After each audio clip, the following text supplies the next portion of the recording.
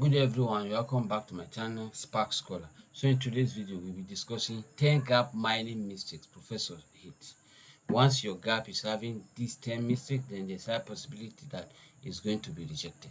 So in today's video we'll be discussing the 10 gap mining mistake and give you how you can fix those mistakes. So gap number one. Mistake number one is what? No one has done this. This is not a gap. What you wrote to your supervisor, no study has been done on this in Nigeria. Well, the main reason why it may be rejected is that that's not a gap. That's laziness. No one did it. It's not a reason for you to do it. How to fix this?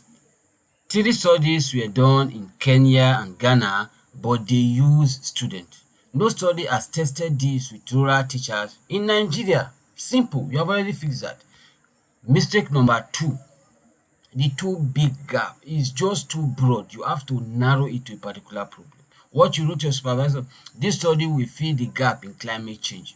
The main reason it may be rejected is that climate change already has more than 10,000 PhDs. You can't fill an ocean with a cup. It's just too broad. How to fix this? Narrow it down.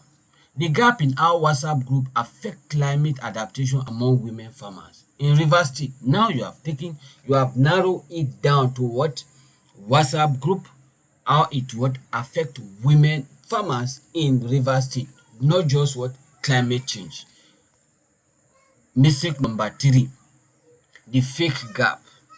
What you wrote to your supervisor, you are citing a paper of around 2012 and saying gap exists, and we're already in 2026. Then definitely that paper is already too old. It means, or there's high possibility that a lot of researchers have already filled that gap in research journal. The main reason it may be rejected that after telling your prof, he just decided to Google it within 10 seconds. He find 4 papers on 2023 on the same thing. It means you look careless. How to fix this? Search paper within 2019 toward the recent year, which is 2026. That will show you that at least you have gone to recent literature, not just referring to literature that is outdated. Mistake number 4, the methodological gap only. The methodology gap only. What you wrote to your supervisor was previous studies use questionnaires.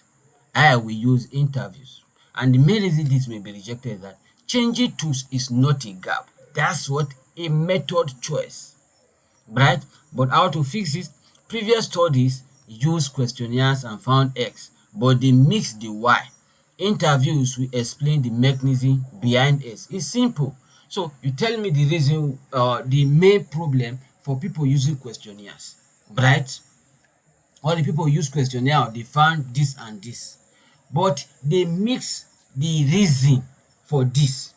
Then if I decide to use questionnaire or interviews, then it may explain that reason those people did not explain in their own research. Then definitely this you have brought out the gap in that research. Then mistake number 5, the population swap gap. You wrote to your supervisor, this was done on university student. I will do it on secondary student. The main reason it may be rejected that if theory says age does not matter, you just copied the study. That is what it means. But how to fix is that you give the theory and you give the reason. Example, university students have autonomy. Secondary students don't.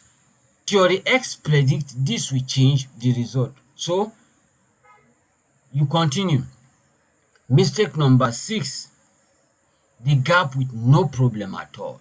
You wrote to your supervisor, there's a gap in AI and education. The main reason this may be rejected is that, so what if there's gap in AI and education, then what's the problem? Why should anyone care if the gap stays empty? But how to fill this or how to fix this is link gap to pain. Because of this gap, 70% of teachers can't use AI tools. This study will dash. At least you have fixed that problem. Mistake number 7, the contradictory gap. You wrote to your supervisor, study A says X, study B says Y, Therefore, there is a gap. Then the main reason that this may be rejected is that that's a conflict. It's not a gap. That is, those two researchers or two papers, they are conflicting themselves. So that is not a gap. You didn't explain it. That is the main problem. But to fix this, you can do something like this. A says X for rich schools. B says Y for poor schools. The gap is no one has explained what happens in mixed income schools. Right? The first paper is talking about what? X for rich school. The second paper is talking about Y for the poor schools. Now, you try to explain what happens in mixed income school, right? Now, mistake number 8 is that the vague gap. The gap is just too vague, it's just too broad. What you wrote, there's limited literature on this topic. The main reason it may be rejected is that limited means nothing. 2 papers or 200 papers, at least you need to specify. To fix this, be specific. Only 3 empirical studies exist since 2015, and all of them were in Europe, right? Then, the mistake number 9, the gap that does not match your objective.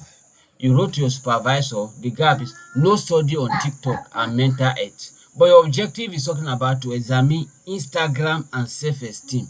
So the main reason it may be rejected is that in 30 seconds, Prof already says you don't even know what your own gap is. To fix this, make gap objective and title say the same thing. They should be in line. They should not be working against themselves. Mistake number 10, the citation-dump gap. You wrote 15 citations in one paragraph with 0 synthesis. A said this, B said this, C said this, D said this. Therefore, there's a gap. The main reason this may be rejected is that you didn't mind them. You copied them. To fix this, group them just like this. 4 studies found X, but 2 studies found Y. The gap is we don't know when X versus Y happens. Finish. These are what the 10 mistakes and how to fix them. So the 30-second test. If the supervisor can't underline your gap in one sentence, it means you have failed. So gap formula is what we know plus what we don't know plus why it matters plus where it's missing. So save this and check your proposal again before submitting it. This may be a life changer. And don't forget, try to share it to your friends. They may need it. Bye for now and stay tuned for our next video. And we are working on an ebook that will show you how to bring out or how to find gap in research. So stay tuned. Bye.